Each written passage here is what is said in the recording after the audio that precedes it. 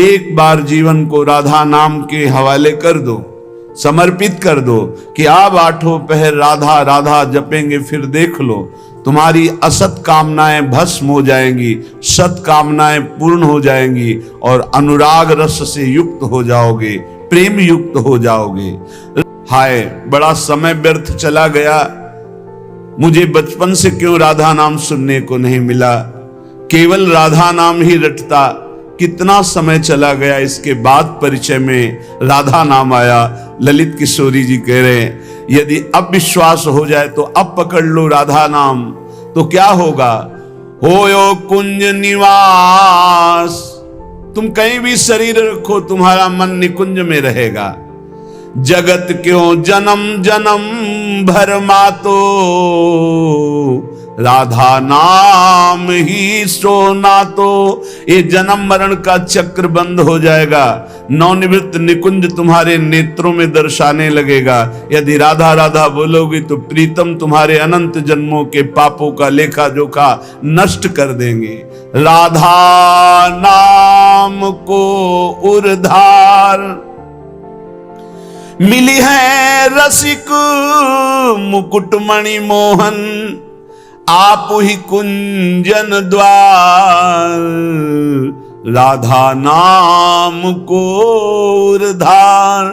यदि राधा राधा राधा ऐसा बोले तो श्री कृष्ण हर समय तुम्हारे साथ है और निकुंज द्वार में तुम्हारा अद्भुत स्वागत होगा। राधा नाम जापक को दिव्य चिदानंद वृंदावन धाम में प्रवेश मिलेगा, उसका स्वागत होगा।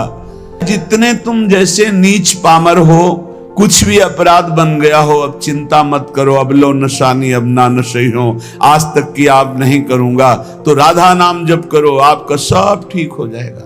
किसी की मत सुनो, सब अपनी अपनी अलग भिन्न भिन्न मति है, भिन्न भिन्न गति है। सत्य है ब्रज 84 कोश परम धाम श्री लालजू का। कोई किसी भी संप्रदाय का कहीं का भी हो, क्या ये नहीं जानता कि ब्रज 84 कोश महामहिम धन है। कल एक महामुनि जैन मुनि जी पधारे तो उनका अहोभाग्य हमें आज श्री कृष्ण की लीला भूमि में प्रवेश मिला। शायद जीवन में दोबारा आने को मिले कि ना मिले। अच्छा लगा। सब कौन ऐसा है त्रिभुवन में जो इस ब्रज भूमि और वृंदावन धाम की, और फिर बिहारी जी के दर्शन को गए, यहाँ की रज माथे पे लगाई, अहो भाग्य बार बार ऐसे बोल रहे थे। ये चाहे जितना कोई गुणहीन मलिन दीन हो, यदि ये नियम ले ले कि अब लो नशानी अब ना नशई हो और राधा राधा राधा रटे, तो उसे निरंतर श्री लालजू के सानिध्य का अनुभव होने लगेगा। सारे दुख मिट जाएंगे और सच्चिदानंद प्रेम रस में डूब जाएगा। सब गुणहीन मलिन दीन यति, जो पतितन में सरदार, पापियों में भी महापापी जो हो, पर वो रटने लगे राधा राधा राधा, तो ललित किशोरी जी कहते हैं मैं वादा करता हूं तासु भरोसे ललित किशोरी सो पाओ पसार। मेरी महारानी जी के भरोसे होकर निश्चिंत होकर सो। अब यमदूत तुम्हें डांट नहीं लगा सकते, अब तुम्हारी दुर्गति नहीं हो सकती यदि तुम्हारे मुख से राधा राधा राधा ऐसा निकल रहा है। राधा नाम की गति न्यारी, सपने हूं रसना पर आवत जो, तो विवश बनत है कुंज बिहारी। जागृत की राधा राधा कौन कहे, अगर स्वप्न में निकल जाए राधा तो कुंज बिहारी विवश होकर उसके अधीन हो जाते हैं। मान लीजिए तो आप निहाल हो जाएंगे। ये किसी स्वार्थवश महापुरुष नहीं कह रहे, तुम्हारे पास कुछ नहीं देने के लिए, जो है वो सब नाशवान है। इस नाशवान को जिसे तुम महत्व दे रहे हो, इस मार्ग में चलने वाला पथिक पहले कदम पर उसको नष्ट कर देता है, उस वासना को नष्ट कर देता है, उस आश्रय को नष्ट कर देता है, उस चाहत को नष्ट कर देता है जो इस नाशवान की हो। बाद में व्यवहार में तुम देखते हुए उसे नहीं समझ सकते आंतरिक स्थिति को। राधा नाम की गति न्यारी, सपने हूं रसना पर आवत जो। राधा तो विवश बनत है कुंज बिहारी। बनत हैं, यद्यपि वो विवश नहीं है, परम स्वतंत्र, समस्त शक्तियों के स्वामी, पर राधा नाम उन्हें विवश कर देता है, अधीन कर लेता है। सुंदर दिव्य किशोर वैष्णव, बानी मधुर रहत एक सारी। जो राधा राधा रटते हैं, एक दिन नवीन किशोर अवस्था के हमारे युगल सरकार गलवैया दिए हुए उससे बात करेंगे। बात मिलने की बात जाने दो, दर्शन की बात जाने दो, बात करेंगे। कैसे हो, कैसा अपार वो सुखमय समय होगा जब मेरे प्राणाराध्य पूछेंगे कैसे हो, और हम दौड़कर उनके चरणों में लौट जाएंगे और वो दोनों एक एक बाह पकड़कर उठाएंगे। जन्म जन्मांतर की हमारी चाहत पूरी हो जाएगी। सुंदर दिव्य किशोर वैष्णव, बानी मधुर रहत एक सारी। राधा नाम की गति न्यारी। जो राधा राधा रटते हैं उन्हें अखंड वृंदावन वास प्राप्त होता है। आज नहीं प्राप्त, अगर हो रहा तो चिंता मत करो, शरीर छूटने के बाद यहीं आओगे, यहीं के हो। श्री वृंदावन वास निरंतर, पावत ललित किशोरी वारी। राधा नाम की गति न्यारी। ये सबसे अलग है राधा नाम। जो विश्वास करके राधा राधा हित धू जो विश्वास है, तब ही सुधरे बात। ना तो माया पंथ में फिरे जो टक्कर खात। यदि विश्वास है तो बात सुधर गई, विश्वास नहीं तो माया के टक्करों में चकनाचूर हो जाओगे। कभी काम, कभी क्रोध, कभी लोभ, कभी मोह, कभी मद। तुम्हारा जो साथ देने वाला है वही तुम्हें नष्ट कर देगा। हमारी बात को समझना। यदि भगवद आश्रय नहीं तो तुम्हारा कोई नहीं है, भगवद आश्रय है तो सब विरोध में हो तो भी तुम्हारा कोई बाल बाका नहीं कर सकता। अपनी स्थिति प्रभु में हो, सब बात बन गई। एक हाथी को उसका सेवा करने वाला बहुत जो दुलार करता था, उसे साइड में कर रहा था, एक छोटी छड़ी लेंगे। ऐसे वर्षों से उसका पालन पोषण कर रहा था। काल सवार हो गया, सूंड से पटक दिया और जैसे परेठा पलट पलट के बनाया जाता है, ऐसे उसको चकनाचूर कर दिया, लातों से रख रख कर मार कर। एक आदमी जा रहा है आराम से, पीछे से साड़ आया, उठाकर पटक दिया, इतना मारा, मर गया। एक एक मिनट में मृत्यु हमारे लिए खड़ी हुई है, कहां, कब, कैसे। इसलिए हमारा जीवन जितना है वो सब सुखमय हो जाए, आनंदमय हो जाए। हमारी मृत्यु भी हो तो महोत्सव बन जाए। इसलिए राधा राधा राधा, कैसी भी परिस्थिति हो, बस ये आप एक जन्म के लिए, वैसे तो सब भोग ही रहे हैं, नरक स्वर्ग अपवर्ग सब दुनिया का। एक जन्म के लिए आप प्रभु के लिए थोड़ा हिम्मत कर लो। कैसी भी परिस्थिति आवे, आपका नियम न टूटे, आपका भजन न टूटे। जो नियम बनाओ उसे चलने दो, प्राण चाहे निकल जाए, इस जन्म में भक्ति से पीछे नहीं हटना, तो निश्चित भगवत प्राप्ति हो जाएगी। ये जीवन हमारा भगवत प्राप्ति के लिए है। बहुत सावधान, सुख दुख के ये भाव समुद्र के थपेड़े हैं। कहीं सुख में भूल मत जाना, कहीं दुख में घबराकर भक्ति मत छोड़ देना। आगे आपको बहुत सुख मिलेगा। ये भक्ति दुख सुख देने वाली नहीं, भक्ति सुख दुख में समान स्थिति पैदा करती है।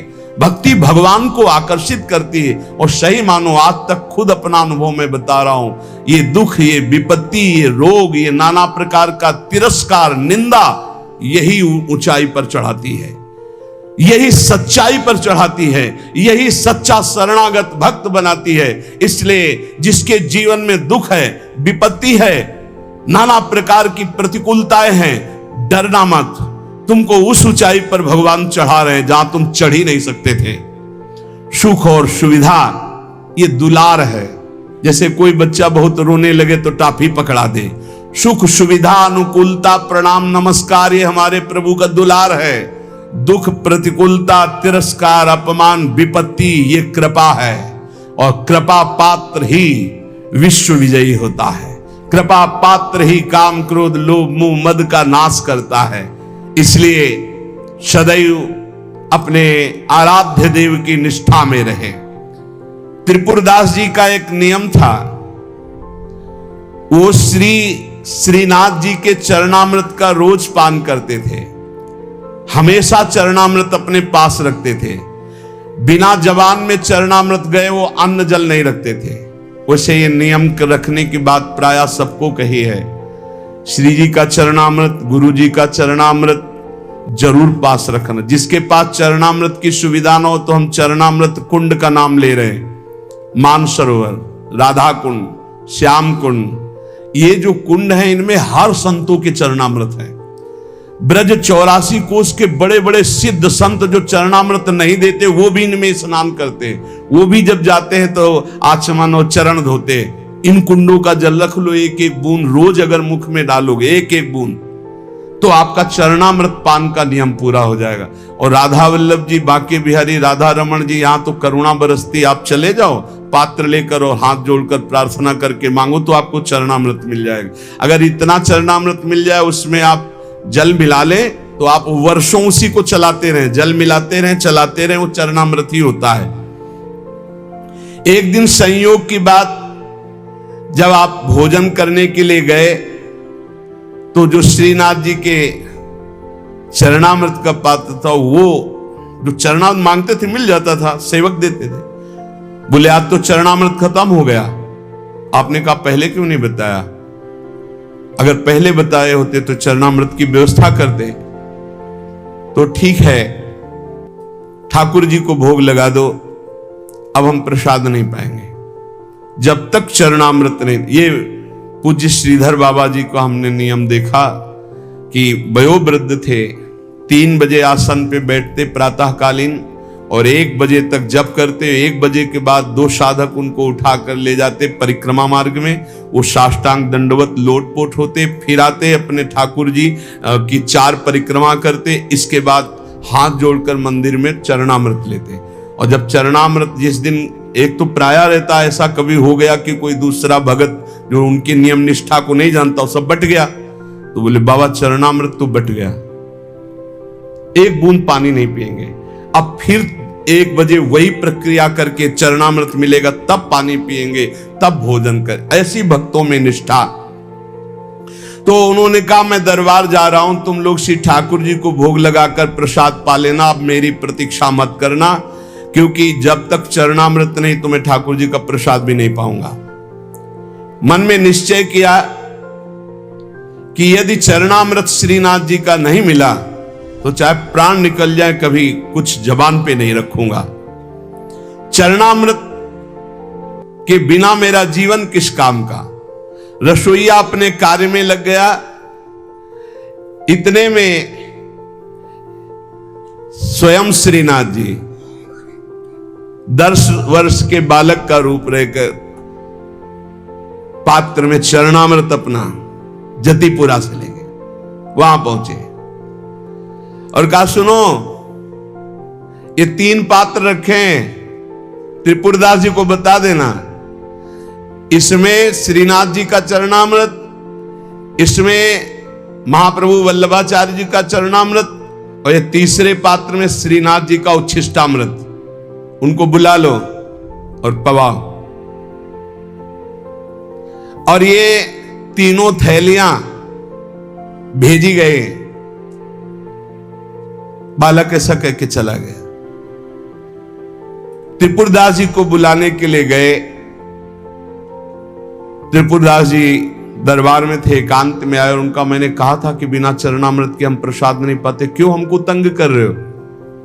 बोले नहीं, चरणामृत तो आपकी ही बात पहुंच गई है तो वहां से चरणामृत भेजा गया है। बोले कौन बालक चरणामृत लाया? बोले जय जय ने भेजा होगा। तो कितनी अवस्था था? 10-12 वर्ष की अवस्था। तो कहा अरे बालक नहीं था, साक्षात श्रीनाथ जी थे, साक्षात श्रीनाथ जी थे। जे ही अलौकिक चरणामृत का स्वाद। स्वयं श्रीनाथ जी ने अपना चरणामृत उतार, वल्लभाचार्य जी का चरणामृत और अपना उच्छिष्टामृत। जो साधक, जो भक्त निष्ठावान होते हैं तो ठाकुर जी उनकी निष्ठा की पूर्ति करते हैं। इसलिए अपने जीवन को भक्ति की निष्ठा में बांधिए। जो नियम लो आजीवन प्राणपण उसका निर्वाह करो। ठाकुर सेवा का, संत सेवा का, चरणामृत का जो नियम लो, कुछ नियम जीवन में होने चाहिए, कुछ नियम होने चाहिए जो जीवन भर चलने चाहिए, चाहे बीमार हो चाहे जैसी स्थिति हो, वो नियमावली नहीं टूटना चाहिए। उन नियमावली से ही भगवान रीझ जाएंगे। नेम से ही प्रेम होता है और फिर प्रेम में कोई नेम नहीं रहता। इसलिए उपासक नियम पूर्वक, दृढ़ता पूर्वक भक्ति करे, खूब नाम जप करे और इसी जन्म में भगवत प्राप्ति करे, ऐसा दृढ़ निष्ठावान बने। शेष चर्चा आगे। श्री राधा वल्लभ लाल की।